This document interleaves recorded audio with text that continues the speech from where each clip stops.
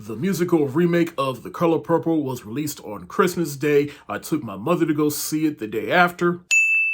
Now, this remake of The Color Purple is mostly an adaptation of the Broadway musical, which was an adaptation of the movie, in which the movie is an adaptation of the book by Alice Walker. Wow, that is a lot of walls to break. But when it was revealed that this is mostly a remake of the Broadway musical, a lot of people, myself included, collectively said, "It's a bold strategy, Cotton. Let's see if it pays off for them." So The Color Purple 2023 basically follows all the same story beats from the original film, in which you have Celie, who is both physically, mentally, and sexually beaten into submission.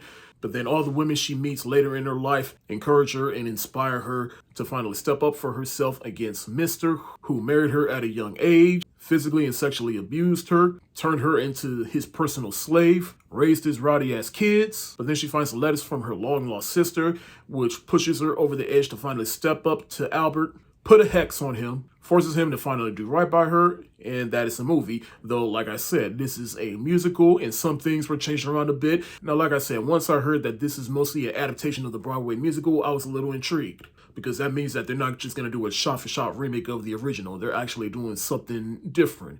A little same in some aspects, but different.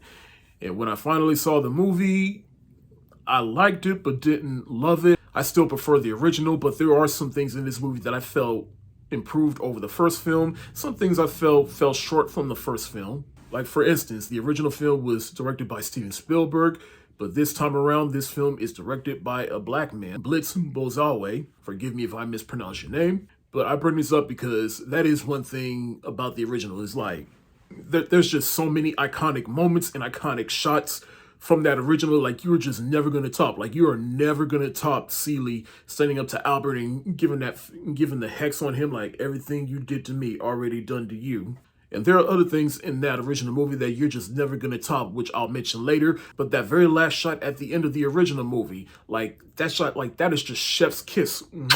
But I will say, Blitz Bozawe, he did a good job at putting his hand and his vision into this movie, because it does feel like a Broadway musical at times. In fact, it feels like a classic Broadway musical at times, which I think kind of raises this movie up a little bit. But in doing so, it also kind of brings the movie down a bit, because I feel like some of the songs kind of drag the story along. But I do recognize and respect the production value within this movie. And to be clear, this isn't like a full-on musical. Like all the dialogue is not sung. It's just, you got a music number here, a music number there, and then it will just be bits of dialogue here and there for different scenes. Like, I did feel like the music kind of dragged the story along in the first 20 minutes of the film when Celie and Nettie were kids. And once we got to the part where Albert finally split them, it was like, finally, we're here. And speaking of that scene, that is one scene I thought was a bit different but effective, because in the original movie, Albert separating them, it is just sad. But when you see it here, like, they don't even go into it, because I know in the original film, Danny Glover, he had a hard time getting through that scene. But here,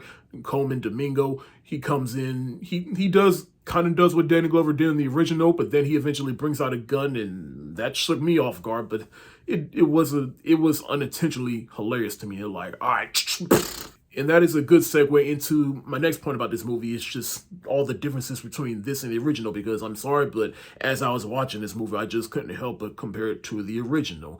Because, like I said, scenes were definitely switched around, and some spoilers here and there. But like when Celie finally finds the letters from Nettie, it happens before Chuck ever leaves the first time. And I just felt like that was a little out of place. And then we get to Sophia, she getting arrested and then put in jail, and then the rest of the movie as we remember it. But I do like that this movie has more of an emphasis on sisterhood and forgiveness in this movie. Now, I got to talk about the cast.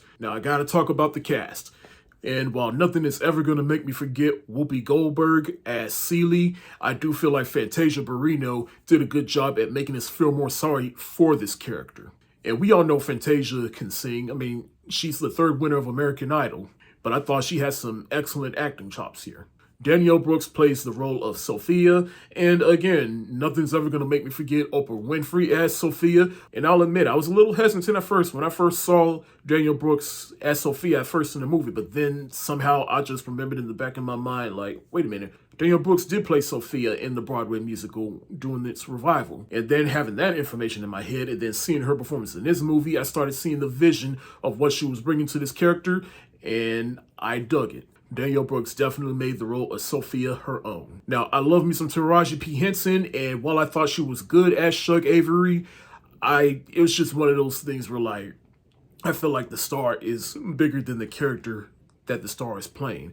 Because even though, and don't get me wrong, Taraji Henson, she is an excellent actress.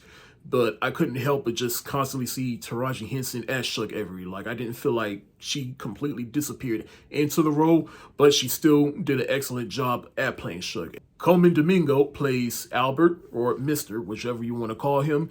And while nothing is ever going to make me forget Danny Glover as Mr., I do like what Coleman Domingo brought to this character, because I feel like with Danny Glover, when you see him in that original movie, you are terrified of him. But then when you see Coleman Domingo as Mr. in this movie, he's also terrifying, but there are also times where he's also charming, and I like how he was able to switch up at times in this movie. However, he is also a negative in this movie, and it's also a negative I had with the original movie, which is they try to give Albert some redemption. Now, some people may disagree that Albert really didn't get redemption, but what I did like about the original movie is how, whether it's up to you to decide whether or not Albert got redemption in the original movie, but the fact of him going to the immigration office so that Nettie and Cee's kids can come back, Albert was letting his actions speak for himself for doing right by Celie. And in this movie, not only he does that, but then he's also a little more nicer to Celie, and then Celie, she's forgiven him. And I know, again, you gotta forgive your enemies. That's one of the things of this movie is forgiveness. But at the same time, it's just, some things are just unforgivable. And now all of a sudden, you're inviting him to dinner, and you're cool with him now, and I don't know. That's just a little bit problematic to me. Other than that, this, like I said, there is definitely some black star power in this movie. Corey Hawkins plays Harpo. There's the young ladies that play the kid versions of Celie and Nellie, particularly Halle Bailey, and the adult version of Nettie is played by Sierra. Spoiler.